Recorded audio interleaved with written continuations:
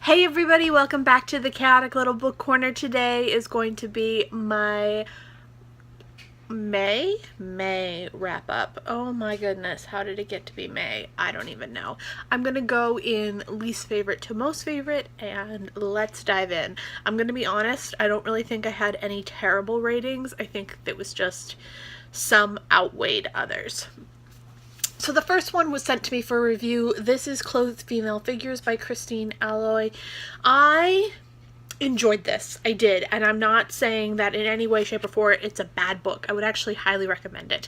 I would highly recommend almost all of these. I think that this one is only my least favorite because I'm comparing it to The Doll's Alphabet.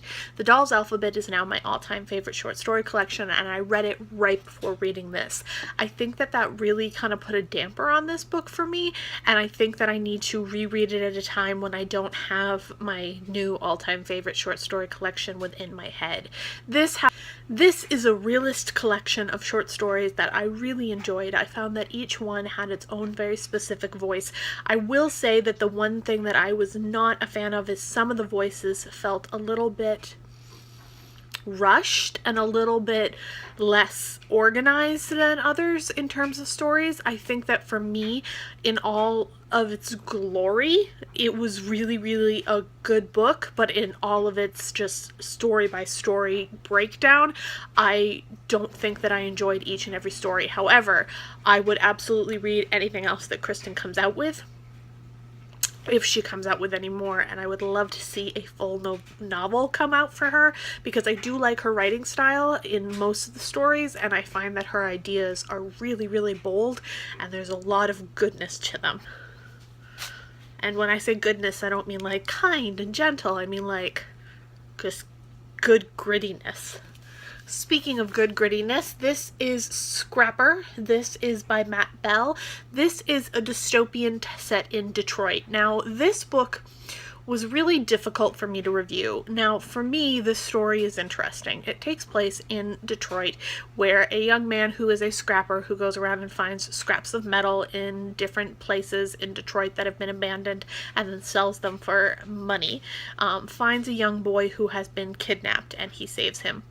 Now, the relationship that he has with this young boy develops throughout the story, as well as another character who suffers from some differences as well that the community has kind of overlooked. The only thing about this book that I really found a little bit less exciting than I expected was that there was not as much of a conversation about the race issues in Detroit that I really think need to be addressed when you're discussing anything about the city itself. There is so much racism and underappreciated class difference in the races that really gets forgotten, and I think that in this book it was forgotten again, and that really disappointed me. For me, I really enjoyed the story. I thought it was well done, well put together. I love Matt Bell's writing, and I really highly recommend it if you're looking for a dystopian, but I would say that there are some problems with it that I can't really overlook, so 3 stars.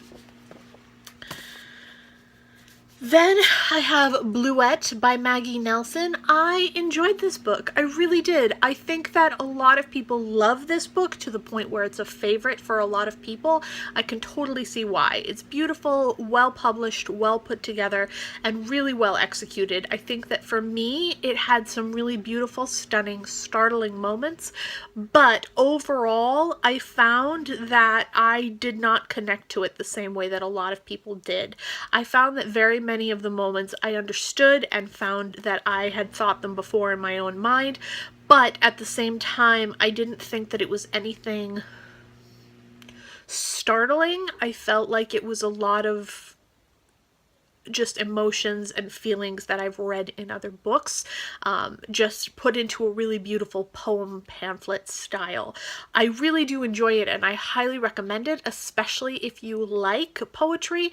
It is a non-fiction memoir style in poetry collection format, and I really enjoyed that. I think that anything that Maggie Nelson writes, I will probably try and get my hands on because I do enjoy her writing style, and I think that it's a really good start. I'm not sure if it's her first work, but if it is not, I would love to see her backlog. Next, we have Portable Shelter, and this is by Kirsty Logan. I finally read this, you guys. It took me way too long. This was on my TBR pile, my overwhelming TBR pile tag. I will link that down below. I will just definitely say right now, I did not enjoy this as much as I enjoyed her novel, The Grace Keepers. I loved this. I liked it a lot. I definitely think that it was beautiful, well executed. It has a lot of fairy tale elements. It's really stunning in certain ways, but overall I prefer her novel. I think that I like her in novel form better than I like her in short story collections. I think that I really want more from her worlds when she makes them. I don't feel that they wrap up as nicely in short story format.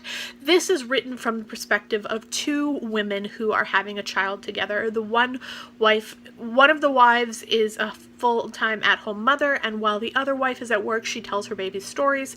And then while the other wife is sleeping, the mother who is carrying the baby is sleeping, the other wife tells the baby stories in the womb while she's sleeping. The two of them have agreed to never tell their baby a lie, and so they are telling them fairy tales and claiming that they are true facts.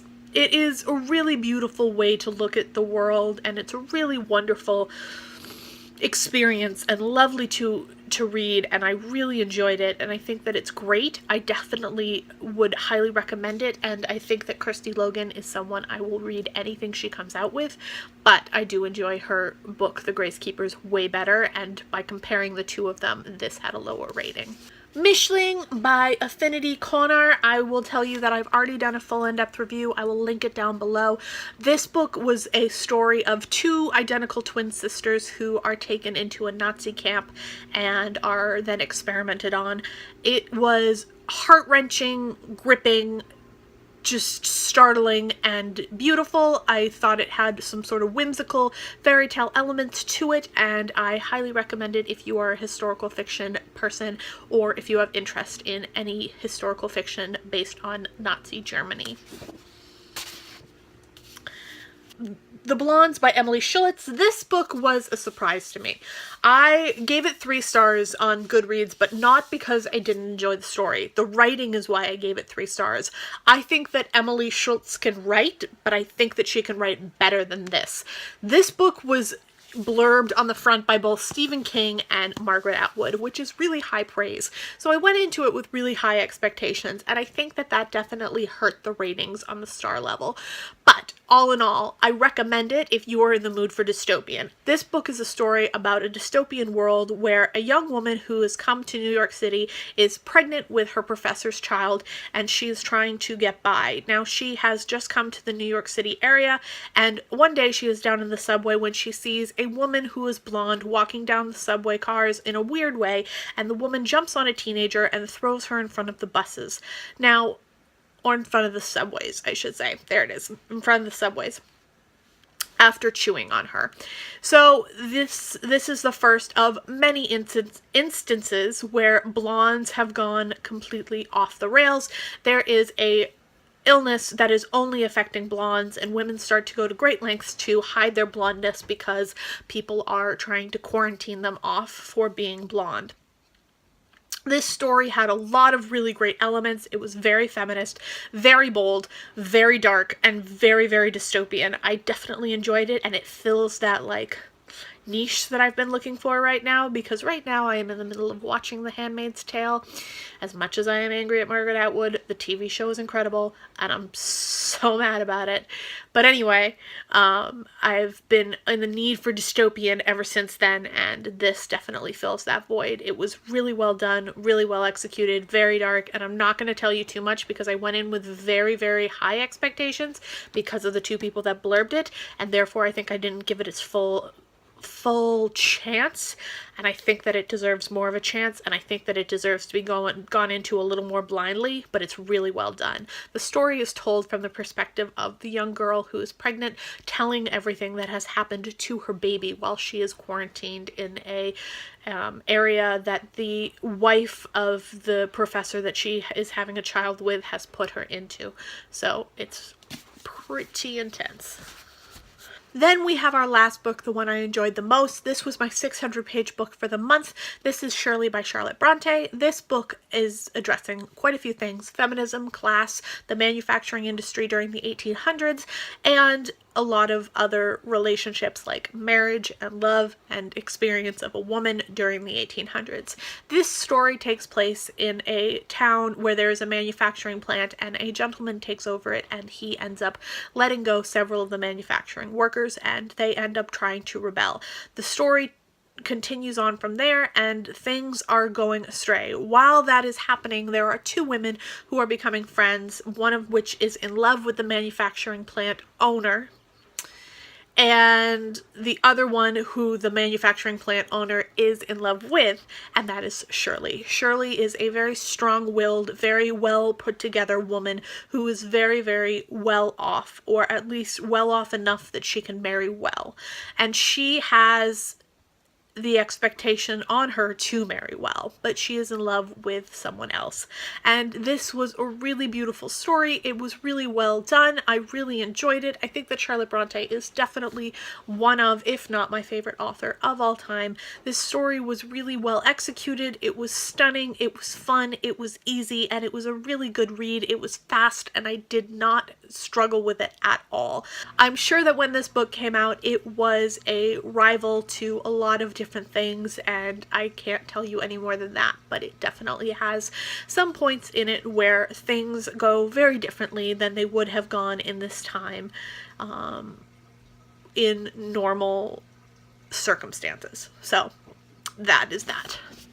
So those are all the books that I read in May, except for my Buddy Readathon, which I will link that video and wrap up down below. It was not a lot of books, but I definitely felt like I enjoyed all the books that I read, and I had a good reading month for the most part as far as star ratings go. So I will see you guys in my next video, and I'll talk to you soon.